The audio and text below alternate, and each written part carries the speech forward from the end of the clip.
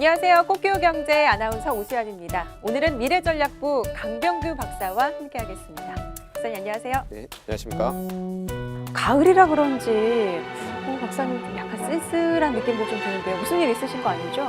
그게 아니고 어제 방송 연습하느라 좀 잠을 설쳤습니다. 아 그렇군요. 완벽한 준비를 위해서 밤잠까지 설치셨는데요. 꽉 차게 준비한 꽃교경제 본격적으로 시작해 보겠습니다. 네, 오늘 박사님과 이야기 나눠볼 주제는 국내 치즈 시장인데요.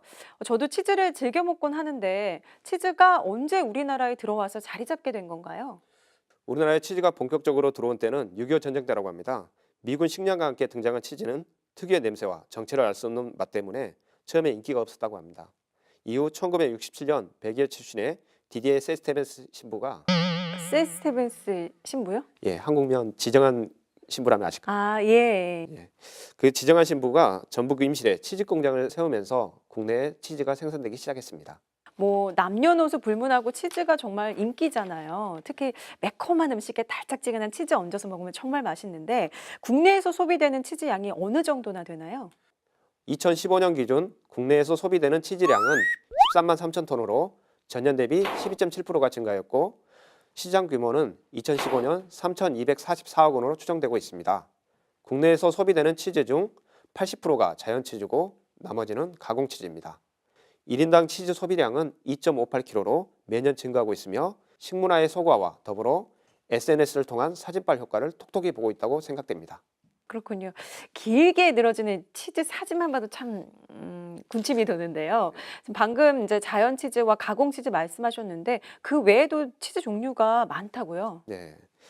자, 우유를 자연상 또는 저열 처리를 해 발효, 숙성시켜 만드는 자연 치즈와 자연 치즈를 다시 살균하고 보존제를 넣은 가공 치즈로 크게 구분됩니다. 또한 수분 함량에 따라 생치즈, 연질치즈, 경질치즈 등으로 구분할 수 있습니다. 그리고 원유를 응고시키는 방법과 숙성 방법에 따라서 구분할 수 있습니다. 치즈 종류가 굉장히 많고 소비도 급증하고 있는데 이게 남의 집 잔치라는 얘기를 들었어요. 네, 안타깝게도 국내에 공급되는 치즈의 83%를 수입산이 차지하고 있습니다. 2015년 기준 11만 2천 톤이 수입되고 있습니다. 앞으로도 EU, 미국 등과의 FTA 이행 확대로 수입량이 지속적으로 증가할 것으로 전망됩니다. 네, 정말 안타까운 일이 아닐 수 없는데요. 우리 농협에서도 서울우유나 임실 치즈농협에서 직접 치즈를 생산하고 있지 않습니까? 원유를 집유를 해서 자체적으로 공장에서 치즈를 만들고 있는 것으로 알고 있는데요. 왜 이렇게 수입산에 의존하고 있는 걸까요? 첫째로는 시장 개방으로 인한 관세 인하에 따른 가격 경쟁 약화로 시장의 상당 부분을 수입 치즈에 잠식당했기 때문입니다. 둘째로는 국내 시장에서 자연 치즈 소비 추세가 증가하고 있으나 국내에서 생산되는 치즈는 대부분 가공 치즈이기 때문입니다. 네, 그럼 앞으로 국내산 치즈 산업 활성화를 위해서 어떤 노력을 하면 좋을까요? 최근 크게 성장하고 있는 자연 치즈 생산에 대한 정부 지원, 제조 시설을 구축해 소비자 기호에 맞는 제품을 개발해 시장을 선점할 필요가 있겠습니다. 또한 소비자가 직접 치즈를 만들 수 있는 체험 프로그램 확대와 다양한 음식과 식품에 맞는 치즈 제품의 개발도 중요하지만 무엇보다 국내산 치즈의 우수성을 홍보할 필요가 있겠습니다. 이런 노력들이 더해져서 믿고 먹을 수 있는 국내산 치즈 시장이 더 활성화됐으면 좋겠습니다. 네. 네, 시선의 선택. 오늘은 양고기 소비 시장에 대해서 살펴보겠습니다. 양이 아니라 염소 같습니다. 아, 그렇군요. 양에 대해서 울음소리를 냈는데 조금 더 연습을 해오도록 하겠습니다. 네. 박사님, 치즈 소비 시장뿐만 아니라 또 하나의 시장이 우리 곁을 파고들고 있다고요? 네. 양꼬치엔 찡따오 하면 생각나는 양고기 시장입니다. 양꼬치엔 찡따우. 이거 밤새 연습하신 거 아니에요? 맞습니다. 최근 젊은 층에는 치맥보다는 양맥이 유행처럼 번지고 있습니다. 일부 매니아층이나 동남아 출신 해외도 중국 동포 등을 중심으로 명맥을 이어오던 양꼬치가 새로운 애식 문화로 떠오르고 있는 것입니다. 근데 예전에는 양고기가 국내에 없었나요? 언제부터 국내에 들어오게 된 건가요? 네, 양고기가 국내에 본격적으로 들어온 건 1978년입니다. 당시 육류파동으로 고기값이 급등하자 정부가 돼지고기를 대체하기 위해 양고기를 시장에 풀면서부터입니다. 하지만 특유의 노린내 때문에 당시 양고기 돼지고기는 실패했죠. 그렇군요. 그럼 언제부터 양고기가 이렇게 선풍적인 인기를 끌게 된 건가요? 네, 2000년대 중국 동포들이 들어오면서 양고기가 다시 본격적으로 시장에 나오기 시작했습니다. 서울의 대림동, 건대 입구, 신천역 주변에 양꼬치 골목이 생겨나면서 젊은 층에게 선풍적인 인기를 얻기 시작했습니다.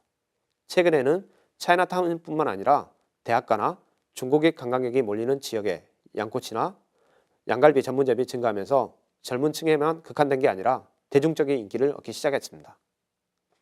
네, 제 주변에서도 보면 양꼬치나 양갈비 찾는 사람들이 정말 많고요. 확실히 식당도 많이 늘어난 것 같은데요. 어느 정도 지금 소비가 되고 있는 건가요?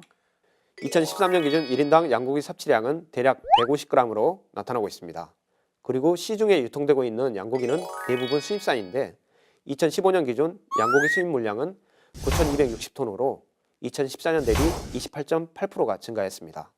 그리고 수입 물량 중 95.3%가 호주산 양고기입니다. 그렇군요. 박사님, 양고기 소비가 증가하면서 부작용도 좀 있을 것 같은데요. 부작용에는 어떤 것들이 있습니까? 수입 양고기 공세에 밀려 국내 양 사육 가구 수는 매년 감소해 만여 가구에 25만 마리의 양을 사육하고 있습니다. 한호주 FTA 발효로 호주산 양고기의 정형형은 22.5%의 관세율이 10년 후인 2023년에 철폐되기 때문에 국내 양 사육 기반은 더욱 악화될 우려가 있습니다. 네, 양고기 소비가 증가하면 증가할수록 그럼 아무래도 국내 육류 시장에도 더 영향을 미치겠네요. 네, 양고기 소비량 증가는 국내산 육류 대체로 연결됩니다. 수입 양고기 선호 현상이 계속 이어진다면 육류 소비 문화 트렌드 변화로 이어져 결국 국내 육류의 소비 시장을 위축시킬 수 있기 때문에 지속적인 모니터링이 필요합니다. 네, 박사님 오늘 말씀 감사합니다. 네, 감사합니다. 알아두면 도움이 되는 농업 유통 소식 살펴보겠습니다. 농식품부가 수학기 쌀 수급 안정 대책 방향을 발표했습니다. 공공 비축비 36만 톤, 해외 공여용 3만 톤 매입을 추진해 조곡 40kg당 4만 5천 원으로 잠정 결정됐습니다. 돼지고기 원산지 위반이 최다 적발됐습니다. 올해 1월부터 8월까지 총 1,579건의 축산물 원산지 표시 위반 사례 중 가장 많은 것은 돼지고기로 총 961건, 전체 60.9%를 차지했습니다. 네이버와 카카오가 농산물 플랫폼으로 맞붙습니다. 카카오는 제주 지역 농산물 모바일 유통 플랫폼 카카오 파머 제주 서비스를 9월 6일에 정식 오픈했고, 네이버는 2014년 2월부터 푸드윈도라는 농산물 플랫폼을 운영 중입니다. 네, 농협가족 여러분, 지금까지 꽃기후경제 농업유통 소식 전해드렸는데요. 꽃기후경제 방송 시청 후 농협방송 카카오톡으로 시청 소감을 남겨주시면 신간 도서를 드립니다. 많은 참여 부탁드리고요. 지난주 방송 나간 후 많은 분들께서 시청 소감 남겨주시며 응원의 메시지를 보내주셨는데요. 이채성님께서는 농협방송 꽃기후경제는 현직 금융 종사자뿐만 아니라 취업준비생과 대학생, 경제에 관심이 많은 고등학생까지 아우르는 힘을 가졌습니다. 농협방송을 오랫동안 시청하고 있는 농협인으로서 이런 젊은 변화는 많은 사람을 농협으로 이끌 수 있을 것 같다고 의견 보내주셨습니다. 시청 소감을 남겨주신 이채성님께는 신간 도서를 보내드리도록 하겠습니다. 다음 주에도 알찬 소식으로 찾아오겠습니다. 다음 주에 만나요. 꼭이요.